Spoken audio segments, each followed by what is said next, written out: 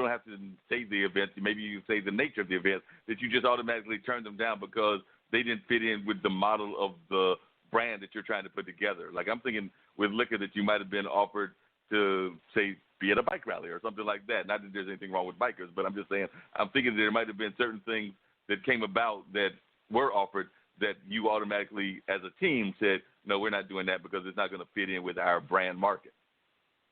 You know, it's funny you should say that because actually a couple of our team members are, you know, professionals, executives, and they're also bikers. So you're right. I mean, bikers are cool, but it's interesting because I think that it's so obvious that our product is a premium product by the packaging, by the label, by the experience, that we really haven't had that as an issue at all. Where we have had an issue, and especially until we get additional distribution through this deal that we're trying to close by the end of the year so that we can sell on our website, until we're available in a state, we've had to come to terms with the fact that it just doesn't make sense. Initially, we were really jumping through hoops and trying to find distributors who would make exceptions and allow us to be in places, but it just doesn't work. If our product is not available in that state currently, we just can't, unfortunately, at this time, support those events. So if we're not in Indiana, Texas, or North Carolina right now, we can't do it because the product has to be available. Otherwise, it's just too difficult to make it all happen. And we, quite frankly, we end up with a lot of frustrated consumers who say, oh, my gosh, I love it. Where can I get it? And if it's not available through that state, we can't get it. So by the end of the year, we hope to have resolved that in all but a handful of states. And so fingers crossed, you know, after January 1, we're hoping that will be even less of an issue. I mean, have you tried to get it, like I know recently? Go ahead, jump in. Oh, sorry. No, I just thought of a press opportunity for you guys. So I don't know if you've already done it, but in your local hometown and even maybe in some of the states that you are in, have you been on like the local news as far as segments? My thought is we have the 4th of July, and I know that this is like really short notice. However, they always do those fun kind of like cooking segments, and all I can think of is you could say, you know, here's a couple of different fun 4th of July cocktails to make with our product. Is that something that you've ever pitched to the media? Hey, Allison, we'll be calling you tomorrow. Because I was on your site and I saw all your cool recipes, and I said, it's a thought to myself. I'm like, oh, my gosh.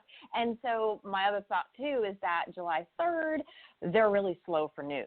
So this would be a good time for maybe you to get in there and just to think outside the box. But, yeah, I'll give you all some ideas. But I think you could, if you pitch them tomorrow, I think you could potentially get on one of the news stations, the morning show or the noon show that they typically do.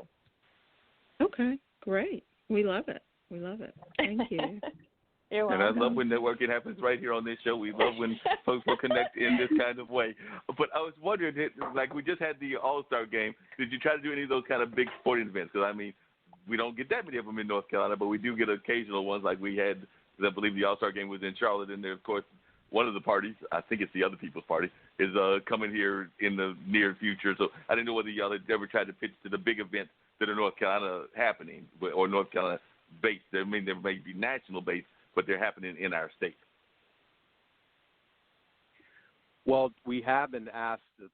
We were asked to participate in All-Star. Typically, what we do, for the most part, believe it or not, there's more money actually made off of CIAA and North Carolina A&T's homecoming than it was from the All-Star game. And so generally what we do is we sort of center around the masses. So we participate in North Carolina's Alumni Week. We've done that for the last 4 or 5 years, and we've also participated with CIAA. And we've got accounts in Charlotte, the Downtown City Marriott, which is the official CI hotel for all the Marriotts across the country that was just renovated. We're in their bar, along with a few other accounts in Charlotte. So we make sure that when anytime events are coming to those cities, that we support those events by having tastings and things of those natures at those particular accounts to support those accounts. Now the other thing I want to know is if Ralph is still on the line, and I think he had joined us at one point, I want to know if he's trying to get y'all some markets in the foreign country that he just went to, because Ralph was celebrating his birthday, so he ran away from y'all for a day or two. So I want to know if Ralph was trying to tie y'all into wherever he was going, because I know he went overseas, but I can't remember where. I want to say it was Greece. Ralph, are you still on? Ralph may be asleep because I think he just got back last night. And Ralph did tell me that. So Ralph may be knocked out. He may be just trying to get some rest and everything of that nature. But if I know Ralph, he was trying to negotiate the business, and we'll have y'all in Greece or some of those other countries within a matter of a week or two. Right. I'm sure he did. There is no way he didn't. But he has not had a chance to update us on all of his activities in Greece yet. But we will definitely be cornering him on that tomorrow. Yeah, I'm sure y'all will. And that as a business, y'all are all partners and all friends. But how do y'all have a weekly meeting? Do y'all have a phone meeting? How do y'all conduct this business with all these partners? It's like 6 partners in here. I mean, they're in the business. So how do y'all run the business? Do y'all have like a daily meeting, a weekly update? How exactly do you put this madhouse together? I mean, it's just like, any other corporation these days where you're able to do it virtually. I mean, you really don't have to be sitting in the same building. We generally conduct everything via conference calls, and we do have periodic in-person meetings, but for the most part, because we're all spread out, well, not so much all over the country, but spread between Indiana, Texas, Virginia, and North Carolina, and so we do most of our activities via conference calls, and that's worked for us. And so we have, sort of ongoing business issues and then unusual situations that will come up, especially with this most recent run. We decided to make some changes to our bottle and tweak a couple of things, and so that, that was kind of a special run on that most recent run, and so that did warrant some special conference calls and in-person meetings just to make sure we were all on the same page. But, the reality is that we all have our day jobs. This is not something that we're able to do full-time yet. As you mentioned, a couple of individuals are attorneys, a couple are working for major corporations, and all of them are in, very significant professional roles. So it's sort of tough to, escape from that and get together on a regular basis because we are all in different states. But we do get together regularly via conference call. And how, I'm curious your opinion, how do y'all, and from your personal opinion and Kelvin's as well, how do you do that balancing act? We talked to Allison about how she balances it. She's a divorced mom of 3 and everything. And I know some of you are in various forms of life, whether it's married, divorced, single, or whatever. And then you're trying to also have your day job and also running this business, which seems to me like that would be a third or a fourth job as well. So it seems to me like there's going to be some serious balancing acts. I was just wondering what advice you give to people on how to even make that balance happen, because it seems to me that would be very difficult, because I know for at least 3 or 4 of y'all, you got like at least, if you want to count family, what people would consider the quote-unquote main job, and then the entrepreneurial job, at least 3, and some people might even argue 4. Right. I think the key thing is that you have to be clear on what it is that you're trying to achieve, and what's the end game. And once you know what that looks like, then you can sort of try to figure out what's the game plan to get there so that you can define the roles and the positions. And that's something that fortunately we did very, very early on. I mean, there are 6 of us, and so most everything is done by consensus. I think Shon, who's officially the CEO, has only had to make an executive decision one time when we couldn't come to consensus. But otherwise, we've been able to get together, vote, and let the majority rule, but with the leadership of a person taking on a particular functional duty. So, Kelvin has really been in charge of negotiating with the distributors, Kelvin and Ponce, and really being in charge of sales. Gary has really been in charge of product development. And so, we each have a role to play, and we try to stay in our lanes, or at least let that person take the lead in guiding our conversations and helping us then come to consensus. I must say, it's a lot. While it's complicated having 6 team members, it's also a lot easier, obviously, when you have team members that you can lean on. This is a great group.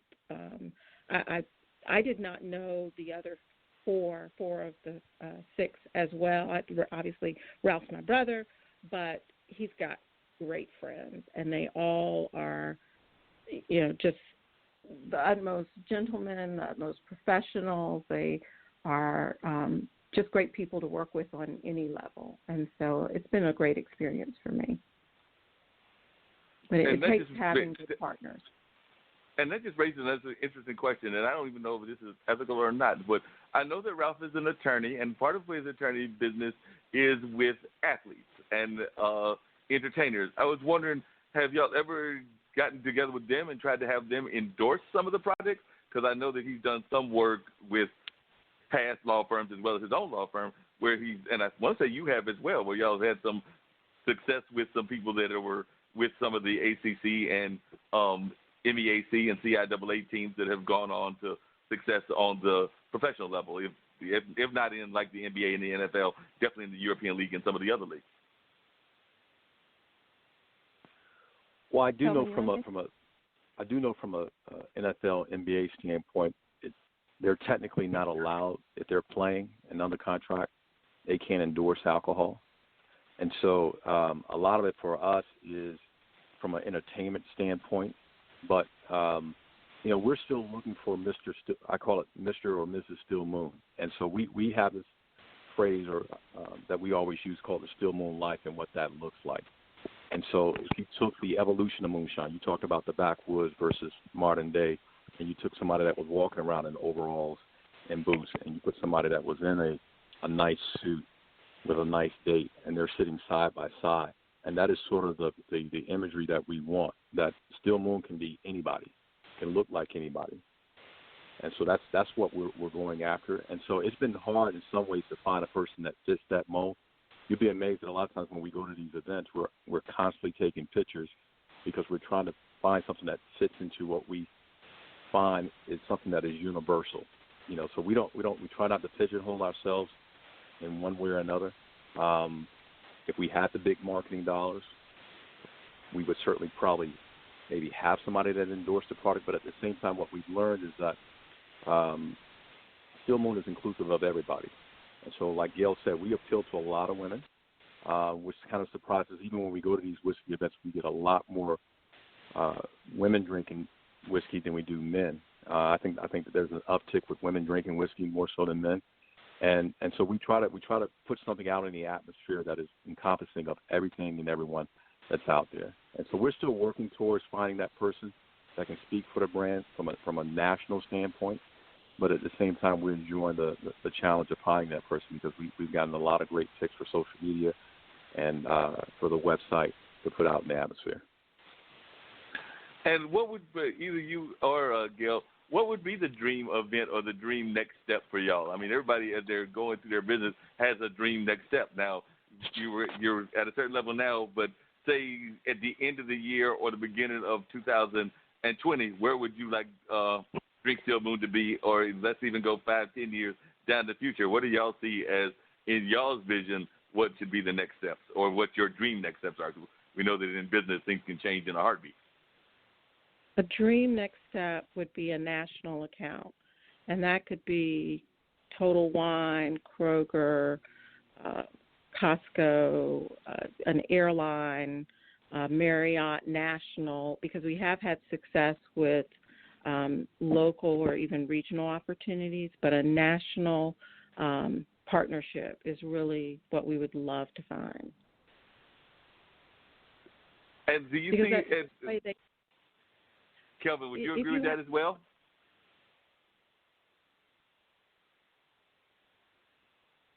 Kelvin, did you hear me? Uh-oh, did we lose him? I'm sorry, I had you on mute. Say that again.